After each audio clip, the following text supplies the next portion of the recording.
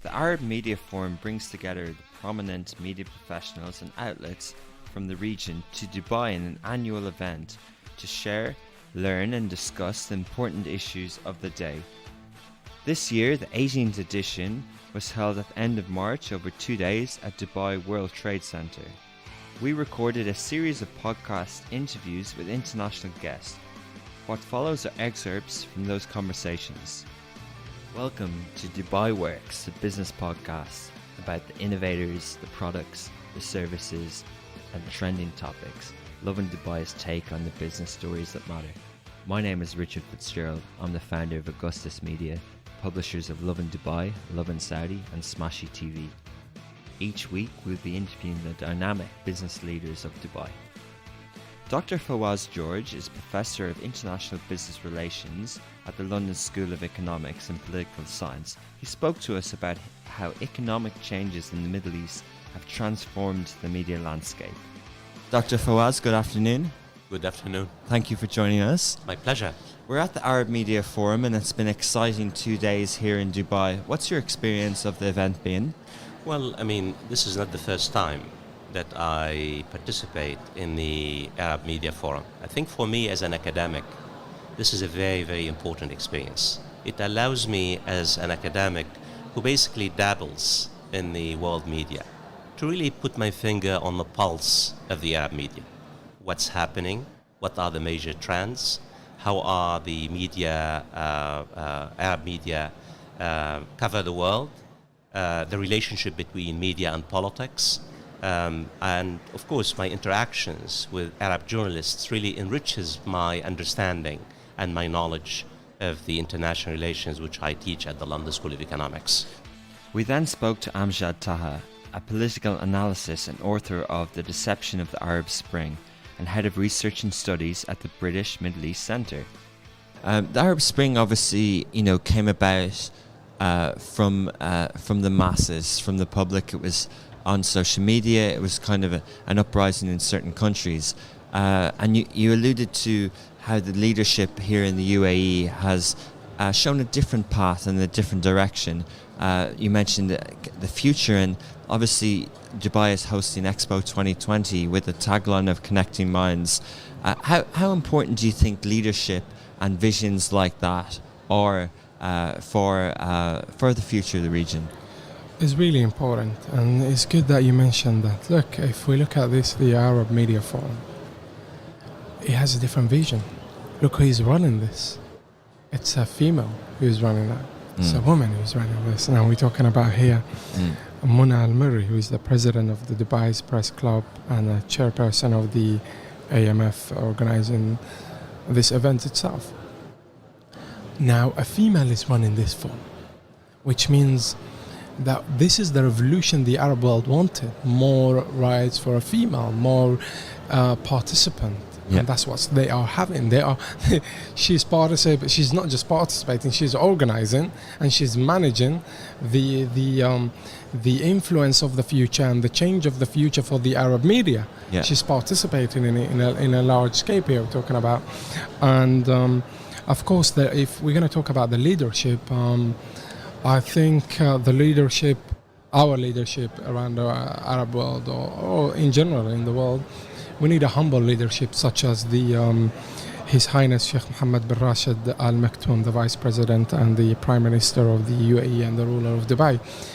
Look how humble this guy is. Yesterday he wrote on a book of his that he gave to me. He said, "Brother Amjad, this is a book of mine that you may read and it may help you out in the future." Very now, nice.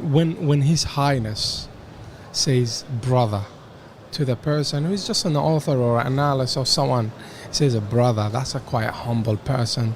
This is kind of people, this is the kind of language that we need to speak into or speak with our future generation. One of the more prominent guests, Fabrice Fries, Chairman and CEO of AFP, Agence France Presse, spoke to us about the role of news agencies and the importance of the new copyright regulation in the EU. How is your industry faced the disruption of digital media, and has there been more social media journalism, and have other people tried to provide different services and different sorts of assets that may be a challenge to AFP? Yes, the emergence of social media has obviously changed a lot the way news agencies were perceived by clients and worked, because news agencies used to be the gatekeeper of information. We most often were the first to break news. This is obviously no longer the case. Most often news is broken by a tweet feed or a Facebook post. So we adapt to that. We are integrating social media in our production. Tini Sevek, Vice President, Audiences and Data at CNN, focused on the role that data plays from a commercial point of view. What are CNN's plans for Dubai, and in the way that it's telling media news in the future? Are you building out the team? Do you have any exciting plans in the future? I think Dubai has always been it's a rich city for us. We do a lot of work from a commercial side here, so I can't speak to the editorial side, but from a commercial piece, a lot of our clients are based here. Dubai is part of that business community, that international sort of conversation when it comes to whether it's a global economy or travel.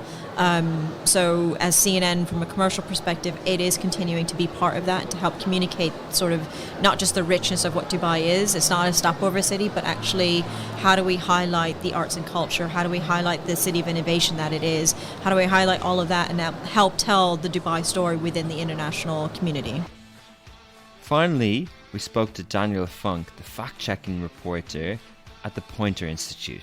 Going back to kind of the economics of media, this week there was a big announcement with Apple News Plus, and you talked about people paying for news and information. Do you think that that's a positive sign for journalism? Or what do you kind of think of that? Yeah, I think anytime, especially when platforms make it easier for users to pay for news, that's good, right? So I think having readers pay for news is good. If more readers want to pay for news, that's also good. It shows that what we do matters, which we all know, but it needs to matter to our audience. And that just takes it all the way back to history, right? So back in the day, people had to read their local media outlets. They had no choice. Now they do have a choice, and we have to make this appeal to people why they should be reading us and not just reading things on their Instagram feed that aren't from trusted news sources. So I do think making people pay for news is a net good.